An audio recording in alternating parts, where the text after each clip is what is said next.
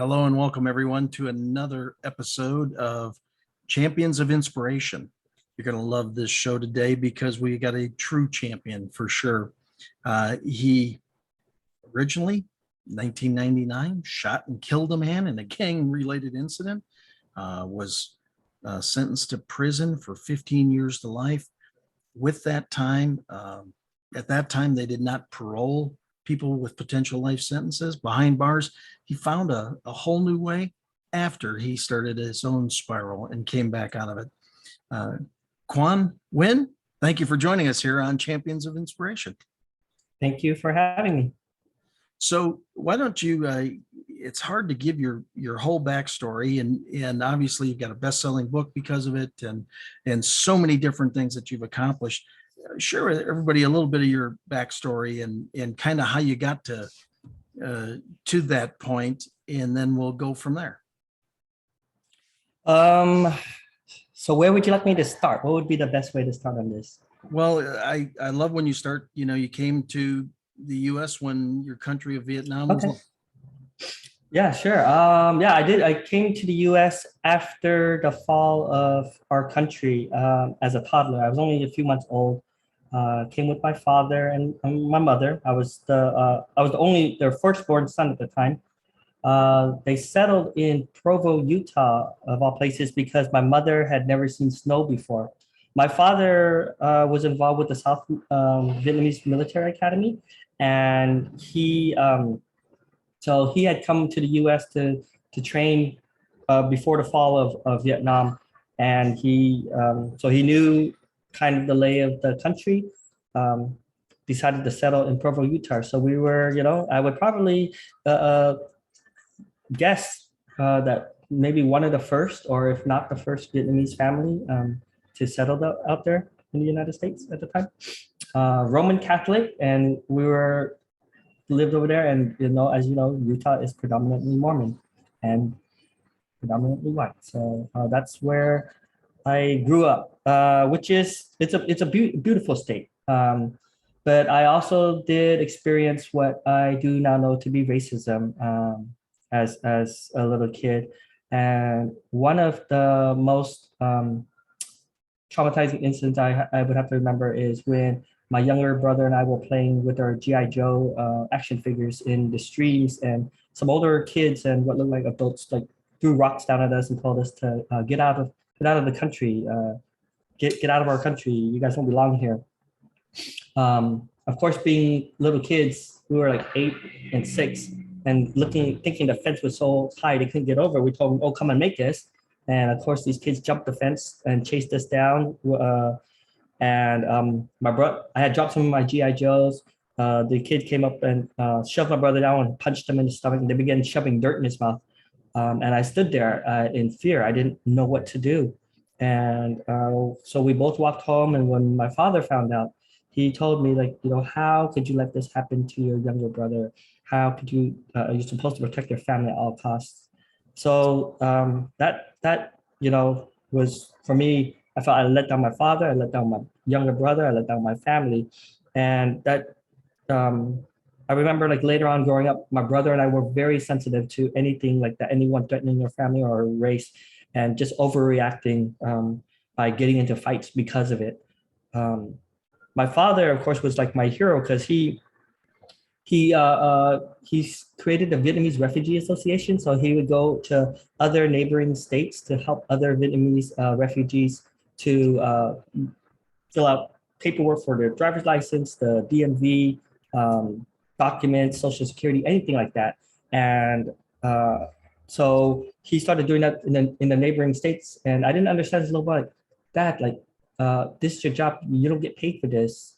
Why would you do this? This is so boring. But my dad was telling me, a lesson about giving back to the community, but I didn't understand it at the time. But he became pretty well known, for his work, and there were congressmen and senators that would come to his house and talk to him all the time. He'd be on TV. So of course that made him even more like a superhero in my eyes. But then he gets diagnosed with leukemia around when I was 8 too. That's when he got diagnosed with leukemia. his condition gets worse, and we moved out to California when I was 10. And from there, it was a total culture shock for me, because now I'm going to school with kids that are also Asian, and there's Hispanics, and there's Blacks, and there's Vietnamese kids. Of course, there was a part of me that never felt like I fit in Utah. Like growing up, thinking, man, I wish my family looked normal, like everyone else. Why can't I just look normal? So coming out here to California, I remember some kids that were also Vietnamese teasing me because they said, "Oh, you're not Vietnamese. You can't even speak our language. You're whitewashed." So then I felt like I don't fit anywhere, and I just always had this little seed of doubt within myself. My father passes away when I was 13 from leukemia, and it was a few years after that my brother and I got arrested for the first time in high school.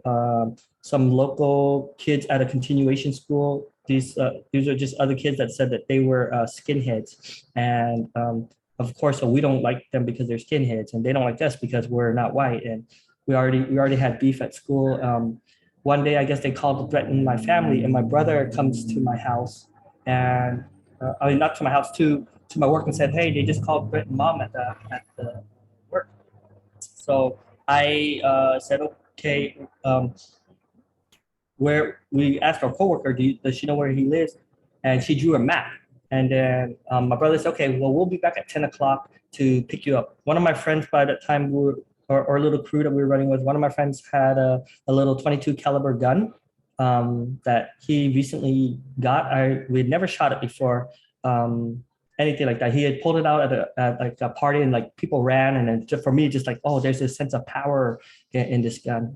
So they said they'll be back to pick me up after my shift that night at Subways. They didn't come back, so I drove home, and when I got home, my younger brother was in bed. I think at the time he was 15, terrified. I said, "What happened?" He said, "Oh, we left. They went to the arcade. There was an arcade that we used to go play video games at. They found another kid that knew where these guys lived. They went over there, and my friend had actually went up to the house, ran up inside, and shot 3 people." Wow. Fortunately, all 3 of the other kids survived. But within a couple of weeks, I was arrested for conspiracy to commit murder, facing 45 years to life at the time as a 17-year-old. So I went into the juvenile system. After that, I just took on a lot of the because in there it's like you're split up by race, and I had to fit in. And the best way I thought I could fit in is by inflicting violence on others and just following whatever my race is saying to do. Of course, I get caught up more into that lifestyle. I was sentenced to 7 years in the California Youth Authority, but I got out after 2 years. But by that time, I was fully engrossed into the gang lifestyle. Started going in and out, feeling like the world screwed me over. The American justice system screwed me over. I had all these things. And then I last paroled in 1998 off some gun charges. And then less than a year later, I think, I was at a nightclub with some of my friends. They got into a fight with a different gang. I was like, okay, let's follow them. And I ended up following them for about 20, 25 miles on the freeway. And I shot and killed one man by the name of Mindawin and injured 2 other men that were in the car with him over a stupid fight that my friends had at a nightclub. I had nothing to do with it. But for me, by that time, I was just very engrossed in the gang lifestyle, thinking, yep, well, it's my life or theirs. That's how I justified it. I was arrested and tried for the death penalty. But by that time, I had got rid of evidence. I had coached witnesses and lied on the stand. So they found me guilty of 2nd-degree murder and sentenced me to 15 years to life in the California prison system, which at the time was basically the same as a death sentence because they had not paroled one single life-term prisoner since 1977, I think, by that time. So for me, it was like, okay, I'm going to die in here, so I'm going to live it the best way I know how, and I don't have to follow the rules. And so it's just still more of the bringing the same gang culture into the prisons and just living life the way I thought I should live. But about 10, 11 years into my prison sentence, several things happened. Like my younger brother sends me a picture of my niece, his daughter, and I got to see a picture of like a little baby that looked exactly like my brother, and it took me back to just my childhood. Like, how did my life end up this way? Like, what happened? Like, this is this it for me? I'm supposed to die in here? And I found I also found out around that same year that my grandfather, my father's father, had passed away, and that took me also back to my father. Like, look what your dad, like, look what my dad had created in his 38, 39 years on Earth. Like all the good things he had done, and then I contrast that because I was like 35, 36 at the time, I think, and then I contrast like, and look where my life ended. Like, how did it end up like this? Like, what happened? Um, One thing about me is I've always been a bookworm, and then in prison, of course, I that's how I found my escape, is reading, and of course, getting down rabbit trails of different topics. And around that time, I was reading books on like business and entrepreneurship, things like that, and suddenly I somehow stumbled on books of the saints, and in particular, stories about saints that had failed in some way or another. I was very drawn to them. So then, of course, that brings me down another rabbit trail of books on mindfulness, spirituality, and all these other things. Um, then it was one day on the prison yard, like my head filled with all these readings, the meditations and things like that. I started finding like, I said, why do I have to view prison as punishment? Like, why can't this be a place where I can remake myself, even if I'm supposed to die? Um, and of course, the answer comes back from the universe, like, yes, you can. And I remember that moment very clearly. It was like early morning. I was standing there by the electrified fences, and I could see the sun coming over the hills, and I could feel its warmth on the individual blades of grass. There's drops of dew, and up above me in the razor wire, I heard a sparrow chirping, and and I tell everyone like the sparrows had probably been chirping a whole prison term, and I never heard it. But that day I heard it, and I would have to say it was that day where prison was no longer the same. It began to be a place where I felt the men around me, some of the, I saw them as human beings, some of them much further along, some of them perhaps not even awakened yet, but I go, we're all on a journey, and we can, this, what we're calling prison right here, we could still make something of ourselves while we're here. One of the first things I did after the beginning of this awakening is I checked in with the therapist, began the process of grieving and mourning my father after like 25 years or something. Wow. And yeah, and then doing that, of course, I get fascinated with books on grief and loss, and especially like Elizabeth Kubler-Ross's model on it, being fascinated with that and realizing like, wait, there's men all around me suffering with an inability to grieve or mourn any of their losses, whether that's them losing friends because they're transferred prisons and have to make new friends. And after 5, 6 years of knowing this group, or 10 years, suddenly they're uprooted and thrown into a new place, or family members that have passed on, or maybe family members that have left them, but there's no way for them to grieve. And so I put together a syllabus, and I submitted it to the prison psychologist. He loved it. And we created the prison's first ever grief and loss group. And me seeing that for the first time, just suddenly I go, man, I feel alive. Like I'm making this is something meaningful, and I'm making an impact.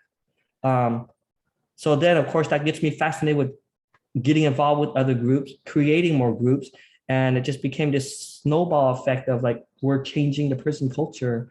And then, of course, connecting with other men that are already been doing this for years, and then picking their minds and learning from them. And then it just became this a place where I'm like, man, I'm in a forgotten corner of the earth in some prison yard that no one would ever know about, but yet I think I'm exactly where I'm supposed to be. I'm making impact, and I am touching people's lives right here. Probably not the path that you would have chosen to get there, obviously, yeah. or to do it. So then you write the book Sparrow in the Razor Wire, which is really about your transformation through all this and all the different things that you've been able to do, kind of your redemption story and everything. Yeah. It's written for like I say it's written like my original thought was, okay, it's written for men that are doing long or lifetime sentences, and I'm sharing with them how did I come to my own sense of freedom years before I paroled. Because like with 2015, about 4 or 5 years after like this awakening began for me, I go to the pro board and they're like, we feel you are no longer a threat to society. And that's when I was paroled. But then I go, how do I help the men that I left behind? Like, they're so amazing human beings, like so much more deserving than me to go home, but yet they're still stuck in there. Why? And that was the beginning of how, when I was approached to write the book, that was my purpose in it. But then after it's been published, like people even tell like, wait, this book is more than just for men in prison. Like we all live in prisons of some sort or another. Like this helped me in so many ways.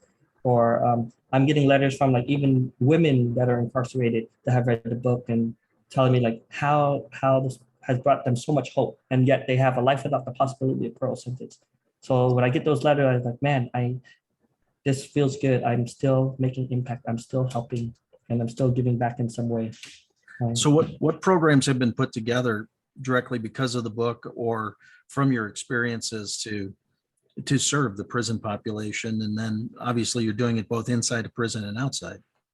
Yeah, so I mean, I've donated close to 2,700 books to prisons.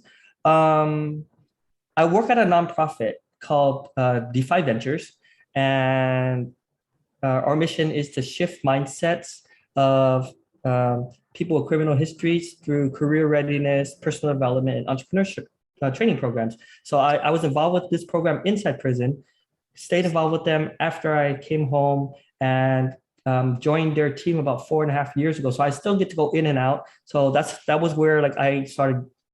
That was a first pathway to get some of my books in through the program. But then I've seen like in one of the most gratifying things for me was one of my colleagues in Colorado was bringing the books in, and they created like a whole self-help program around my book. And I go, man, I remember when we were doing self-help programs around books, and yet to see mine in there, like this, what they're doing, and to see what they did. So those were like cool victories, like little things here and there. And then, just going in or like, because I work like with men that are coming home and they like, I'm meeting them, they're like, oh, you're Quan, you're the one that wrote Sparrow and Razorwire. Yes, thank you so much for writing that book. That really helped me, or that really helped the last couple of years of my prison sentence. So just hearing things like that of how I can make some type of impact in a positive way is for me like so rewarding. How are you able to go from a point where, you realize prison was prison, it was punishment, to all of a sudden the enlightenment or the awakening of, well, as long as I'm here, I can use it to better myself and I can use it to potentially help others as well. How did that, I mean, was it almost somewhat magical, or how did that Well, for me, it wasn't like, okay, the Sparrow and the razor wire moment and boom, it's fixed. I'm fixed. And for me, it's like, no, okay, what does this mean? And I journaled a lot. So every night in my journal, I would go back, okay, what were my victories today? Where did I fall short? What can I improve on? And then reading books on like, okay, communicating effectively, what is emotional intelligence, like everything. Like I got, of course, by that time, I'm totally fascinated with personal development and how to make myself a better person. And what does that actually entail? Like, how do I show up every day, like during conflict, all these things around me. And yet I looked at this is a perfect testing ground for all these concepts that I'm fascinated with, all these ways that I want to become a better person. What's wrong with using this as a place like that? And then reflecting on it each evening. And then what is like 4 or 5 years later, and I look back at my old journals and I go, look how my mind thought and look how much it's progressed or broadened, or how much my spirituality has deepened. So all of that just came together for me. So I guess that's the best way I can describe it. It was just one day at a time. It continued to go back and reflect and dig and then nurture and build and the things I want to go with, and remove the weeds that I go, okay, this is still a part of me I want to remove, and finding it and removing the ugly parts of it, and just living each day the best I could.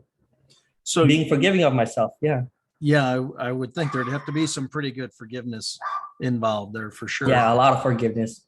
The so how do you how do you find that redemption and that ultimate freedom, and to be able to give 2,700 books, and how can we in the audience support that effort to get more books into the system to hopefully serve more people who are behind the razor wire themselves? Oh, well, I mean, if your audience knows, so one thing is a big win I had recently was the California prison system reviewed my book, the head librarian, and approved it for distribution through every prison law library. So overnight, I got approval to get my books into, I think it was 125 prison law libraries across the state of California. Wow. That was a huge win, but I go, okay, that's one state down. Now, how do I get the books into the 49 other states?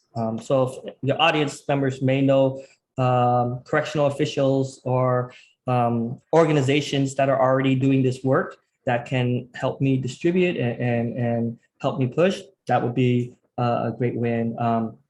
If people want to help support my mission of getting my book into every prison in the United States, they can go out directly onto my website and contact me on there, or purchase for donation right there. I earmark those, and I usually just was it yesterday or 2 days ago, somebody went onto my website and purchased 100 books for distribution to a thing. I was like, and so I saw that come across, and I emailed this person right away, said, as soon I'm waiting on, because right now I'm waiting on New York and Massachusetts to review my book, and if that comes through, I go, I will definitely let you know right when this is approved. Your books will be one of the first ones going in there. That's how I usually do. I remember usually during like some events for book signings and stuff, I say, okay, or during my launch week, it was like, during this time for this week, I will match every book that's purchased to, and I'll donate to prison. Or at this book signing event, every book that's purchased, I'm going to match and donate to people that are incarcerated. And that's how I just kind of build it up. Because, I guess one of the problems is the incarcerated were my target market, but they are not my target customer because I can't market to them, and I never felt comfortable marketing to the families of the incarcerated. So how do I get this into their hands? And for me, it's just been ad hoc. Like, these are little things that I'm doing to make my difference in it.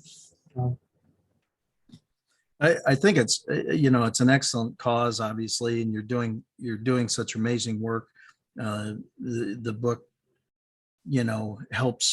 is helping so many, and it would be great to be able to help more. Do you get stories, or do you get where people have read the book and said, hey, I found the same kind of piece that you found?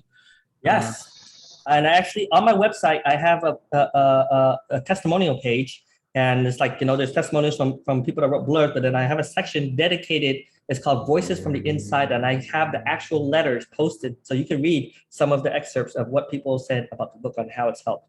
So I just upload when I get mail, like, okay, oh, this is a cool one, I'd like to upload. So I put it on there without any identifying information about them or anything like that, but it's just how the book has been helpful. And it's cool because I think if people that haven't seen the handwriting of the incarcerated, because we have a lot of time, and some of them really craft their handwriting. So there's some really nice drawings that they've sent out to me. Some have written like in beautiful penmanship on my website too. And what website is that? Where can people go see that? They could go directly to my website at quanxhuynh.com. But I say this realizing that it's very hard to remember and or to spell. So I also purchased Sparrow in the razorwire.com and point it directly to that. So I think the easier one to remember is Sparrow in the razorwire.com, and it will also direct them right to my website. So how does it feel? I mean, you got on the path just to, you got into gangs because of the societal pressures and everything that was going on there. But how does it feel looking back to go through that entire transition to where you are today? It feels like two different worlds. That's the best way I could describe it. But yet I know those worlds both very well intimately. But I look back, like I was like, that was a total different world, or I was a totally different person, but yet that was me. And then yet knowing what all of that at least gave me some foundation to where I want to give back, and it continues to drive me. And then also understanding for the incarcerated of the dark loneliness that they may be suffering and what led them down their individual path. I think, yeah, so that I think when I think about my gang life now, it's more like, I think not in a way to glorify, but I think it's more a way so I understand the possibilities of transformation for every single one of my incarcerated brothers and sisters. Yeah, I just think that it's a fascinating journey of transformation, and that you found that place of peace behind the wires, and then wanted to do something about it and continue to want to do something about it to serve others, to give them that redemption story as well. I think it's tremendously admirable, and I'm sure it's interesting, because what just came to me is it sounds a whole lot easier than I'm sure it was. I'm not suggesting it was easy by any stretch of the imagination. It had to be. I'm sure there were lessons that you learned that you had zero desire to ever learn. Yeah, so many lessons, but I made sure to include a lot of them in the book, just to be sure, like to let them know, like this is not easy. So yeah, the other thing you're saying is me. that no matter whether they're behind the razor wire or not, everybody's in their own particular prison. Let's chat on that for just a second. How do you help them unlock the doors to where they are? Well, I think I always go in there with the mindset, I'm not here to fix anything. I'm here to just be present and to listen and to learn, and just to show up. But sometimes, of course, they find out I was a former life-term prisoner, and then they're withdrawn or whatever. But that's how I want to show up with them. So yeah, it's never for me. There's never an agenda. Okay, I'm gonna be here. Let me show you where you're wrong. It's like, hey, I'm here. I understand your journey. What can I do to help serve? I mean, that's like I say, tremendously admirable. Just fascinating on the other side, and really appreciate who you are and what you've done to come through all this. Thank you. Thank you for all of that. Again, how do people get a hold of you if they want to learn more? And yeah, they could. The best way is they could email me right at my go right to my site, sparrowintherazorwire.com, or if they want to try to spell it, quanxwin.com, QUAN and then X and then HUYNH.com. So sparrowintherazorwire.com is probably easier. They go right there, join the mailing list, and then the one of the things that pops up right away, they could learn more about my work at Defy Ventures. They want to get more books in the prison. They could email me directly right off up there, because it's Quan at quanxwin.com. So awesome. Well, hard to believe we've run through our time already, but Quan, thank you for sharing your story. And we're going to see if we can't get some more support, get some more books into the prisons, and do some different things to help get this message across. Thank you so much for who you are and what you're doing. Yeah, thank you so much for having me. And thank you all for joining us here on Champions of Inspiration. We'll see you again at the next event. God bless.